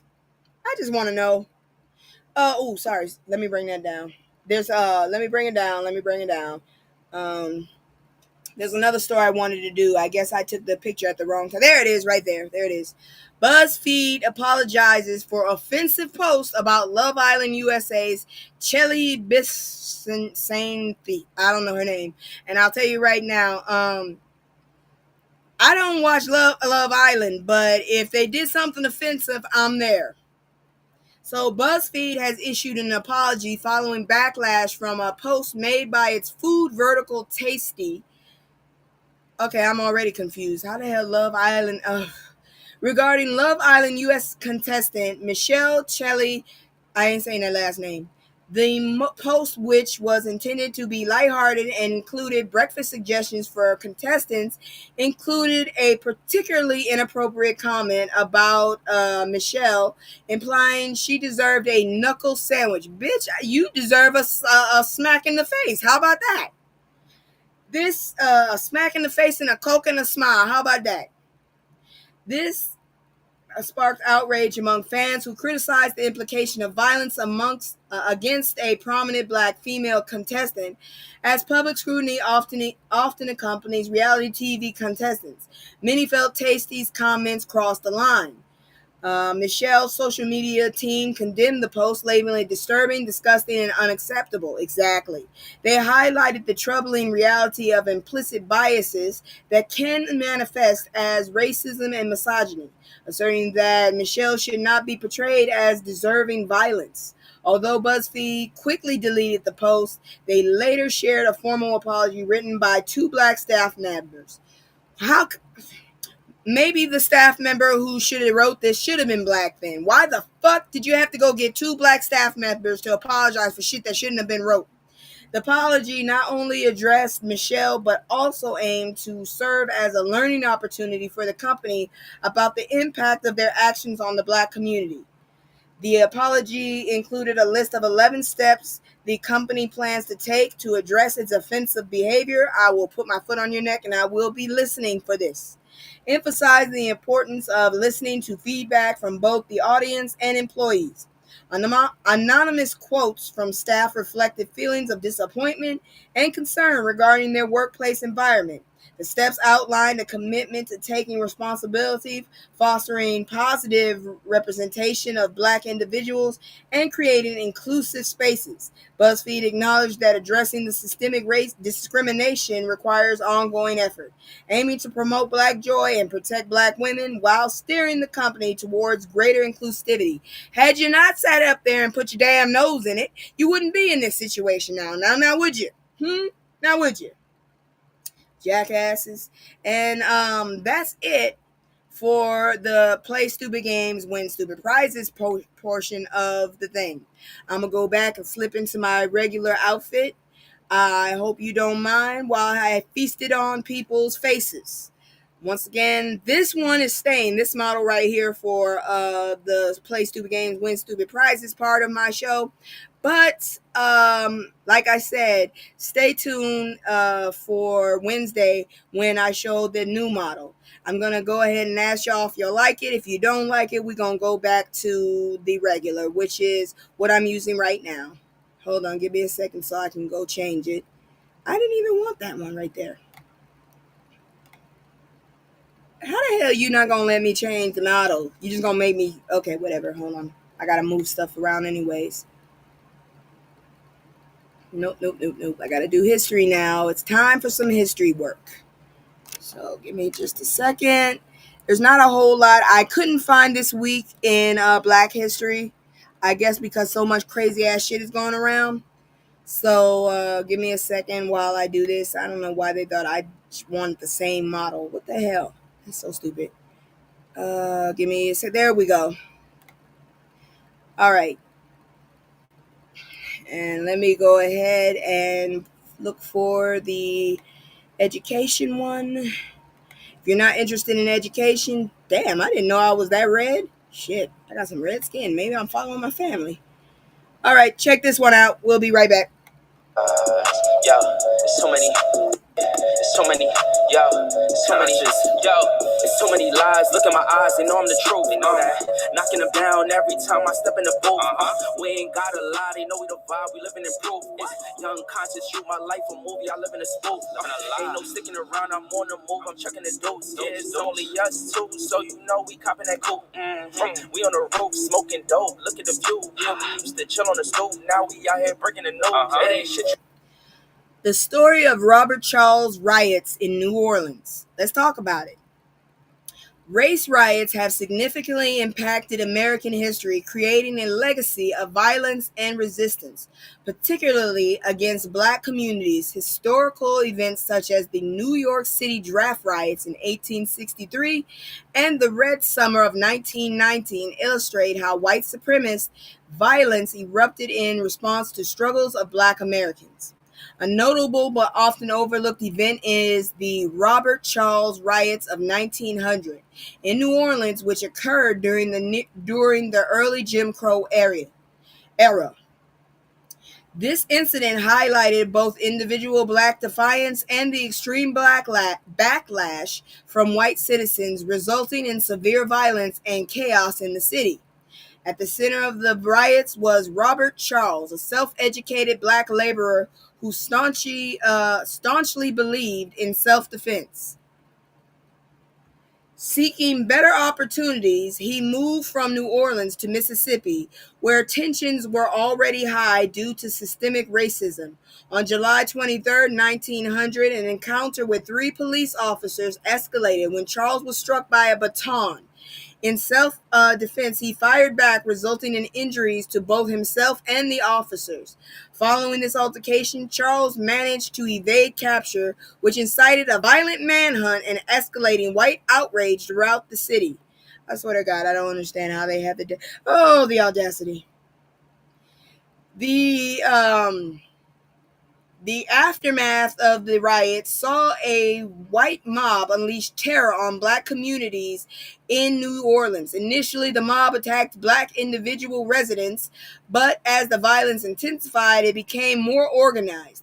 By July 25th, the mob had unalived several black individuals and injured many more.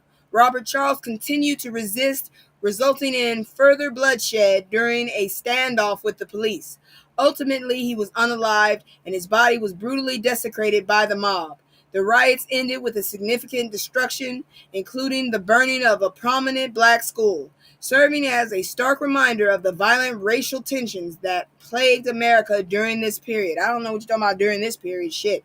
At this point, it seemed like they're trying to bring that shit back. So that's it for that. And please don't pay attention to that weird ass little triangle that keeps popping on my chest. It's something about the clothing. Moving on to lighter stuff. Let me go ahead and get this one up here real quick. All right. Emotional content. Black families get creative. Back to school shopping amid inflation and big box boycotts. The aftermath of the, I'm sorry, wrong one. Here we go.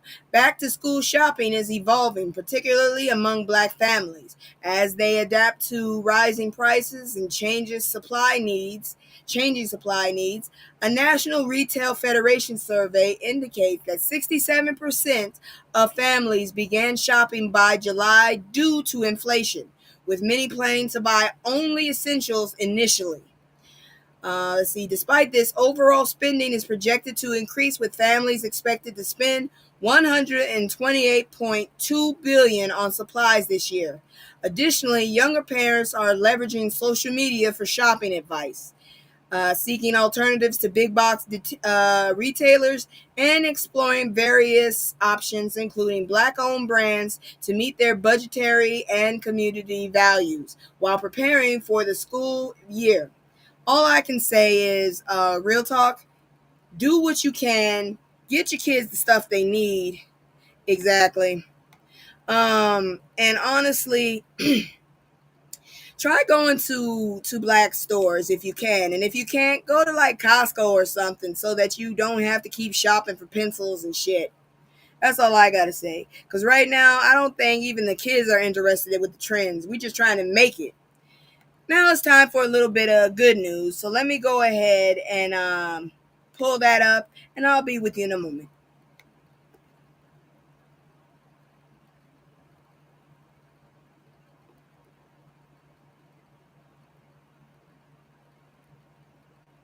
Black teacher goes viral for celebrating and uplifting fellow black educators.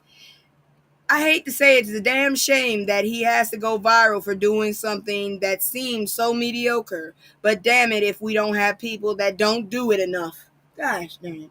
So Alfred Shivy Brooks, a teacher at Charles Drew High School in Clayton County, Georgia, has gained widespread attention for his viral video celebrating black male educators. Yeah, we do. On August 10th, Brooks shared a joyful clip of himself greeting and recognizing fellow black male teachers, highlighting their dedication and contributions to the educational community. The video resonated with many, amassing over 119 likes on Instagram and receiving praise from notable figures, including Grammy Award-winning rapper Common, who referred to them as superheroes. Brooks' celebration comes against the backdrop of a significant shortage of black male teachers in the United States. Statistics from 2020 to 2021 school year reveal that black men comprised only 1.3% of the nation's public school teachers, despite the representation of 6.1% of the U.S. population. I still think that's too damn small. Factors such as low salaries and demanding workloads have contributed to this disparity, leading Brooks to express his pride in his role and the impact he and his colleagues have on their students. He emphasized that the importance of representation in education and the positive influence that black male educators can have. In a follow-up video shared on August 15th, Brooks provided further insight into the diverse backgrounds of the black male teachers at his school. He noted that they teach a range of subjects, including math, literature, science, and social studies, art, and technology, which you should, with only a small number focusing on physical education. Brooks expressed gratitude for the national recognition of his school's collective excellence and the opportunity to showcase the dedication and leadership of his colleagues. He emphasized the significance of their visibility and the positive role they play in modeling excellence in their students, as they should. We need more positive black male people. Shit, because it's getting ridiculous otherwise. That's it for the good news. Now we're going to go into celebrity. And before I do that, let's go ahead and look at my commercial. And then we got a lot of celebrity shit. So we're going to run through it as fast as we possibly can. But some of it is I'm actually a little curious about. So check this commercial out. We'll be right back. God dang it, play. It's just me and the fam. It's just me and the fam. It's just me and the fam. It's just me and the. It's just me and the fam. Yeah, yeah. It's just me and the fam. See my little Tay, that's my girl, that's my mascot. No one's go for hours and some hours till we pass out. Stay inside the house, turned up with them racks out. Stay inside the house, turn. All right, so I already reported about how. And thank you very much. I already reported to y'all about what was going on with Gladys Knight. I still think she needs to sit down and rest. She's 81 years old, but apparently she has a response. So here's the update on the whole situation. Gladys Knight is publicly addressing allegations made by her son, Shanga Hankerson, who claims that she is experiencing elder abuse at the hands of her husband, William McDowell. In a recent interview, Hankerson expressed concerns about his mother's cognitive health while she has been on tour, alleging that McDowell is forcing Knight to perform despite potential risk to her well-being. He highlighted his worries about her confusion regarding her location and her husband's presence, suggesting a concerning state of mind. Hankerson also mentioned conversations with Knight's road manager, who reportedly showed emotional distress over the situation. In response to her son's accusations, Gladys Knight issued a statement to People magazine asserting that she is both happy and healthy. She expressed disappointment over the misrepresentation of her health and performances, reassuring fans that she has been enjoying time with friends and family. Girl, okay. Knight emphasized her excitement about returning to the stage for the Queen's tour, indicating she feels well after decades of performing. Her publicist also noted that her relationship between Knight and Hankerson has been strained, with the two lacking substantial contact. The allegations come against the backdrop of a complicated family history, including a previous legal dispute between Knight and Hankerson regarding his restaurant franchise that bore her name. Hankerson served time in prison for tax-related issues linked to the business. He claims to have noticed cognitive decline in his mother during his legal troubles, suggesting that external influences may have affected her decision.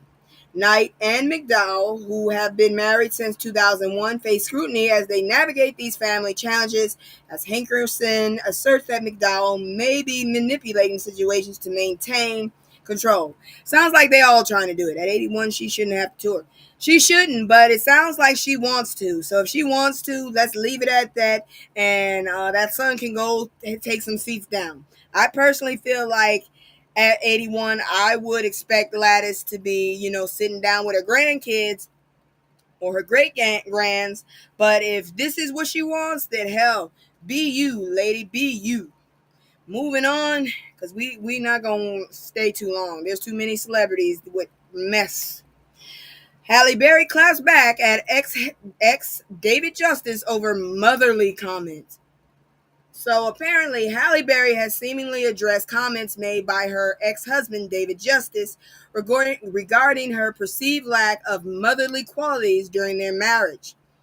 On August 14th, Berry shared birthday photos on Instagram from a tropical vacation, including moments with her partner Van Hunt, a card from her children, Her post subtly alluded to Justice's remarks made on a podcast where he criticized her domestic skills and suggested their divorce was partly due to these expectations.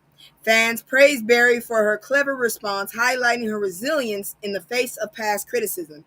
Let Halle live her goddamn life. I swear to God, this woman has had one of the most turbulent relationships in public eye as I've ever seen. How many times has this woman been married, anyways? Let this goddamn woman be. If she wasn't what you wanted, what did you want? You wanted a mother? I'm sorry. It's not going to work like that. Most women ain't trying to take care of a grown ass man. That's all there is to it. Jesus. You need to go somewhere. If you can't find the mother you want in a woman, maybe you should be with your mother. And if she's not here, then I don't know what to tell you. Buckle up, Buttercup, and grow the fuck up. That's all I can say. Moving on. So Jeffrey Wright on how Spike Lee's Highest to Lowest pulls no punches on class and the black community's biggest divide. Is it ignorance? I think that's the biggest divide in my opinion. Spike Lee's film Highest to Lowest, I'm going to go check that out, centers on the complex friendship between a wealthy music executive, David King, played by Denzel Washington, and his working class, formerly incarcerated chauffeur, Paul Christopher, portrayed by Jeffrey Wright. Set against the backdrop of class tension in modern New York City, the film explores whether affluent black individuals can empathize with the struggles of those less fortunate in their community. Through a contemporary interpretation of Akira Kurosawa's 1963 film High and Low, the narrative prompts deep discussion about class disparity and moral choices, particularly in the context of black community, leaving audiences to reflect on the bonds that can bridge social divides. I ain't gonna lie. I didn't think anything was worse than a bougie white person until I met a bougie black person. A bougie black person is the worst. They're not as bad as the racists, but goddamn, they are the worst. They are more annoying than atheists.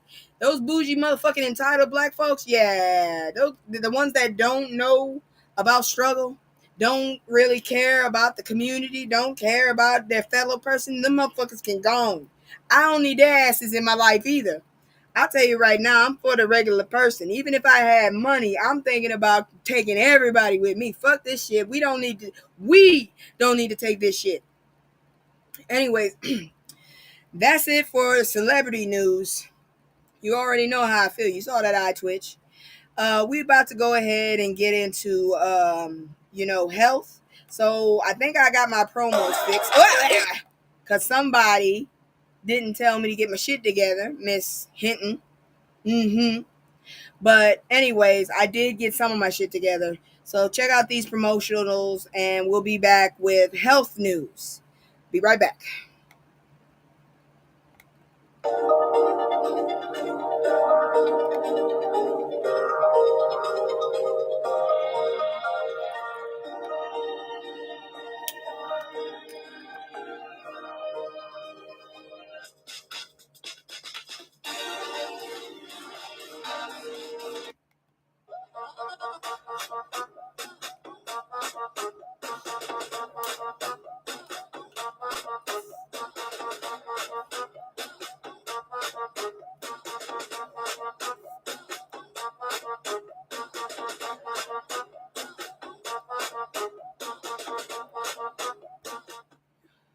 Is that what they call it? Boule? Well, they can boule somewhere else. I ain't got time for the shit. Is that what they call? They call the boule? They can kiss my ass. I ain't got time for boule shit. I heard of boule, but I didn't know they were all the rich motherfuckers. Okay. Well, we know. I have issues with class as well. So model Takia, I hope I'm saying that right, Takia Mathis shares her psoriasis journey. So apparently it's Psoriasis Awareness Month. And if you have psoriasis, you might want to hear about this. Recent data from the National Psoriasis Foundation highlights a significant disparity in the prevalence of undiagnosed psoriasis among racial and ethnic minorities, with 112% more individuals affected compared to the other demographics. The stigma surrounding the condition is reflected in societal attitudes, as considerable portions of Americans express discomfort with having someone with psoriasis in their home or dating them. Beyond social implications, psoriasis is associated with serious health risks, including a 43 to 58% increased likelihood of hypertension, obesity, and stroke. The journey of Takia Mathis, an artist and psoriasis patient advocate, sheds light on the personal challenges faced by those living with the condition. Would you say I just came back from vacay? Did a community event yesterday? Forgive me, I was tired. Oh no, it's okay, girl. I'm surprised you awake. Takai's experience with psoriasis began in 2016, impacting her confidence and mental health, particularly in her modeling career. She faced discrimination from employers who pressured her to hide her condition with makeup, leading to feelings of isolation and insecurity. However, in finding a supportive community of others with similar experiences helped her cope. Takaya, I really hope I'm saying that name right. Takaya emphasizes the importance of education and understanding autoimmune diseases, which not only aided her managing her condition, but also inspired her to advocate for others facing similar challenges. As a patient advocate, Takaya encounters common misconceptions about psoriasis, including the belief that it is contagious and merely a superficial skin issue. She highlights the crucial role that support systems, family, friends, and patient communities play in fostering resilience and motivation among individuals with psoriasis. For those newly diagnosed, especially in underserved areas, she advised understanding professional triggers and finding appropriate health care. Takaya stated a story emphasizes the need for increased awareness and education to combat stigma and promote acceptance in social contexts, ultimately encouraging respect for individual differences. Well, that's all right. I'll give you more information about that later on. Maybe there are some other stories, some resources. If you need them, I will report if you need it. Moving on. Uh, FDA approves first pill to treat severe alopecia. So if you've had alopecia, you might want to listen to this.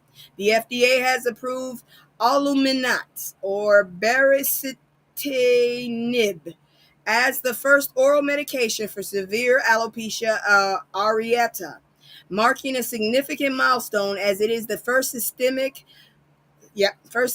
treatment approved for this condition.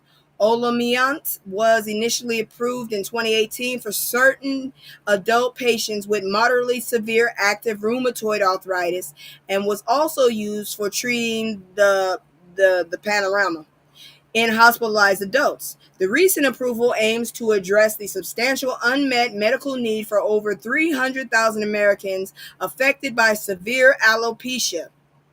Good for her advocating for others. Yep. According to Kendall Marcus, MD from the FDA, alopecia areata is an autoimmune disorder characterized by patchy baldness where the immune system attacks hair follicles, leading to hair loss. Olumiant functions as a Janus kinase inhibitor or a JAK inhibitor, distributing enzymes that contribute to inflammation. Clinical studies indicate that patients taking Olumiant daily showed significantly better scalp coverage than those not receiving the medication. This effectiveness offers hope for those struggling with emotional and physical impacts of their hair loss due to the condition. While Alomiant provides a new treatment option, it comes with a range of potential side effects, including upper respiratory infections. I will now be talk to my mother about that, headaches, high cholesterol, and more. Additionally, the FDA has issued a boxed warning related to severe infections and mortality. It ain't worth it. I don't think anybody wants hair that damn bad. Mortality risks associated with the drug. It is crucial for patients to avoid combining Olumiant with other JAK inhibitors or strong immunosuppressants and to undergo close monitoring for infections during and after the treatment. That pill may help Ayana. It may, but I think it's still too close to testing, my dear. I think it's gonna have to go for some more stuff before we get on to our next thing. Let me see here now if I have this message. If I don't, I guess I won't be playing it. But I'm gonna do the little message for the BRC. Y'all go ahead and take a break for about 4 minutes or so, unless you want to hear it. But first, I gotta find out, do I have it now? Let me see. I should have it, but I don't know. All right, we're going to try and see how it works. If not, I'll be right back. But next is the palate cleanser, so you'd be right back. No, that's the wrong one.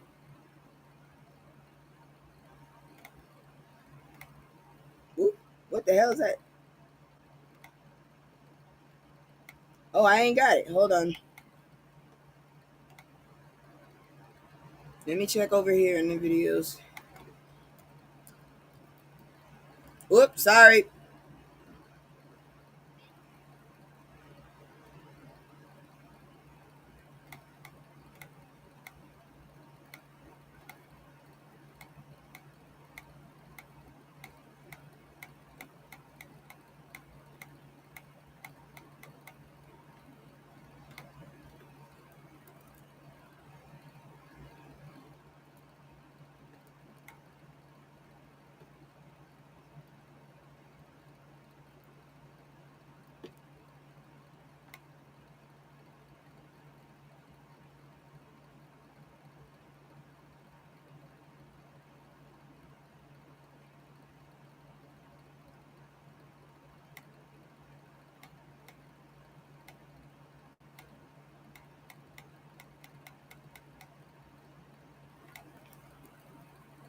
Well, I guess I don't have it.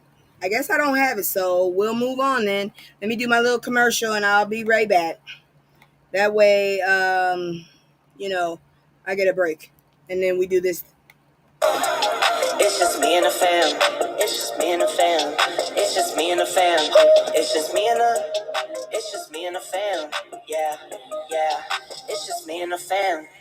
See my little Tay, that's my hype girl, that's my mascot. No one's go for hours and some hours till we pass out. Stay inside the house, turned up with them racks out. Stay inside the house, turned.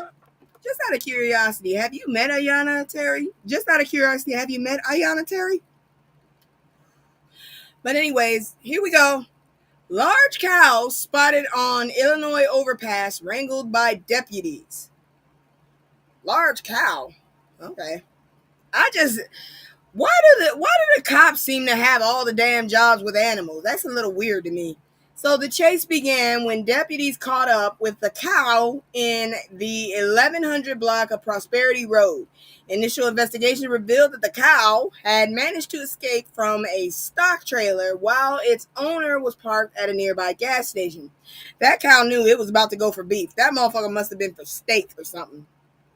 The situation quickly escalated as deputies worked to contain the situation without letting the cow run into the busy interstate. That would have been ground round right there. Ew. To manage the runaway bovine, deputies, local police, and cattlemen collaborated effectively. All of this for one cow? This is ridiculous. Their combined efforts were crucial in ensuring the cow's safety and preventing any potential accidents on the interstate. The situation required quick thinking and teamwork, showcasing the community's ability to come together in unexpected circumstances. A cow whooped y'all ass is what you're telling us. That's what you're telling me. The Williamson County Sheriff's Office shared the pursuit on social media, including dashboard camera footage that captured the antics of the chase. This footage provided a lighthearted glimpse in the efforts taken to wrangle the wayward cow. Oh, cool. And highlighted the unusual yet entertaining nature of the event. After a series of coordinated attempts, the cow was successfully captured thanks to teamwork and a well-placed lasso. So basically all you needed was cowboys. You didn't need everybody else. All right. The incident concluded without any injuries or accidents, reflecting the successful collaboration between the authorities and local citizens. All you needed was a cowboy. You didn't need all the cops. You didn't need to be chasing all damn day. Y'all just didn't want to do no work. That's what I think. I think you didn't want to do no work, and that's what happened. So that's it for tonight. If y'all are interested, I do have some photos from the recent Black Fashion Week. Yes, girl, moo moo. Fashion Week from Martha's Vineyard. If you'd like to see it, let me know. Otherwise, I will end the show right now. So just let me know right now, because I had a lot of stories to tell y'all. If you want to continue, let me know. If not, we'll push it to Wednesday. I'm just going to give y'all a few seconds to tell me what you want. And that'll dictate what we're doing. Because after this week, I'll probably be not so unbusy. So the quality might change. I don't know. But like I said, this Wednesday, definitely check out the new model I'm going to try. Tell me what you think, if you like it or not, or if you want me to stay at this one. Just waiting to find out if y'all want to see that little show. If not, we can move on. Because apparently only one person on Instagram took pictures. I thought it was going to be big, but once again, I've never been to Martha's Vineyard either. So what you want me to say about that? I don't know. I've never been to Martha's Vineyard. I heard it is very, very she, if you want to say. Great show as always. Okay, then we'll move this to Wednesday, and I'll check y'all out later then.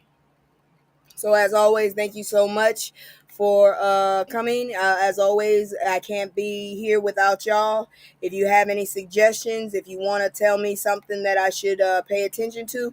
Oh, wait, you want to see it? Okay, hold on. All right, you want to see it. All right, let's check the Martha Vineyard one. I was almost out of here. All right, so let's check it out. Let me move this picture out the way. So this is the Black Fashion Week weekend in Martha's Vineyard. I've never been there. Let's check what the fashion was. All right. So I don't know. First of all, I don't know the age demographic, because this looked like something that my grandpa or somebody would wear. I feel like this is something that folks in their mid 50s will wear, like just relaxing and stuff. I couldn't really see a young gentleman wearing this. I really couldn't. In my opinion, I couldn't. But at least it matches. I actually like the design. I just couldn't see this on a young man. What do y'all think? Because I'm not really sure about it. Let me see if I can make it bigger for y'all.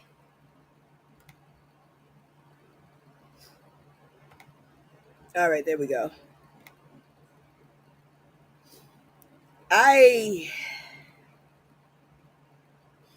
Even the man wearing it looks like he's in an older demographic. I just wouldn't expect this to be something trendy.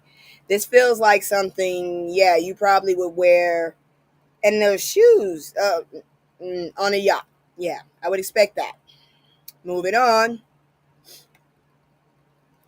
Now, this, I'm not really shocked. How is this fashion? This looks like something you would wear inside your house because you don't want to get dressed. I swear to God, my mother has about 4 of these motherfuckers. She just don't got no strings, and she wouldn't put that hat on.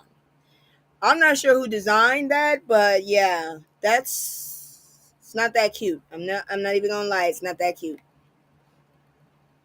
All right, I don't like it. I mean, it's very plain. This is casual. I wouldn't call this fashion. I really wouldn't call this fashion.